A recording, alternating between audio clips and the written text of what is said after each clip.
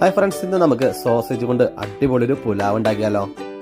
ഇതിനായിട്ട് ആദ്യം തന്നെ ഒരു കുക്കറിലേക്ക് അല്പം ഓയിൽ ഒഴിച്ചു കൊടുത്ത് സോസേജ് ഇട്ട് അല്പം മഞ്ഞൾപ്പൊടിയും മുളക് പൊടിയും ചേർത്ത് നന്നായിട്ടൊന്ന് ഫ്രൈ ചെയ്തെടുക്കാം. ഫ്രൈ ആയി വന്ന സോസേജ് ഇതിൽ നിന്ന് എടുത്തു മാറ്റിയതിനു ശേഷം ഇതേ കുക്കറിലേക്ക് തന്നെ അല്പം ഗീ ചേർത്ത് കൊടുക്കാം.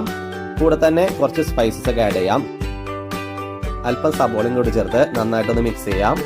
ഇനി ഇതിലേക്ക് ജിഞ്ചർ ഗാർലിക് പേസ്റ്റ്, പച്ചമുളക്, തക്കാളിയും കൂടി ചേർത്ത് നന്നായിട്ടൊന്ന് മിക്സ് ചെയ്യാം. ഇനി ഇതിലേക്ക് ആവശ്യത്തിന് ഉപ്പും അല്പം ചെറുനാരങ്ങ നീരും കൂടി ചേർത്ത് നന്നായിട്ടൊന്ന് മിക്സ് ചെയ്തതിനു ശേഷം ചിക്കൻ സ്റ്റോക്ക് ആഡ് ചെയ്ത് കൊടുക്കാം. ചിക്കൻ സ്റ്റോക്ക് മെൽറ്റായി വരുന്ന സമയത്ത് കഴുകി വെച്ചിരിക്കുന്ന ബസുമതി റൈസ് ചേർത്ത് നന്നായിട്ടൊന്ന് മിക്സ് ചെയ്തതിനു ശേഷം ഫ്രൈ ചെയ്ത് മാറ്റിവെച്ച ചിക്കൻ സോസേജ് ഇട്ട് കൊടുക്കാം. ഇനി ഇതിലേക്ക് മല്ലിയിലയും ആവശ്യത്തിന് വെള്ളം കൂടി ചേർത്ത് നന്നായിട്ടൊന്ന് മിക്സ് ചെയ്തതിനു ശേഷം അടച്ചു വെച്ച് വിസിലടിച്ചെടുത്തു കഴിഞ്ഞാൽ നമ്മുടെ അടിപൊളി ടേസ്റ്റ് ആയിട്ടുള്ള ചിക്കൻ സോസേജ് പുലാവ് ഇവിടെ റെഡി. ഇതുപോലുള്ള ഈസി റെസിപ്പികൾക്കായിട്ട് ഞങ്ങളുടെ ചാനൽ ഒന്ന് മറക്കാതെ സബ്സ്ക്രൈബ് ചെയ്യാം.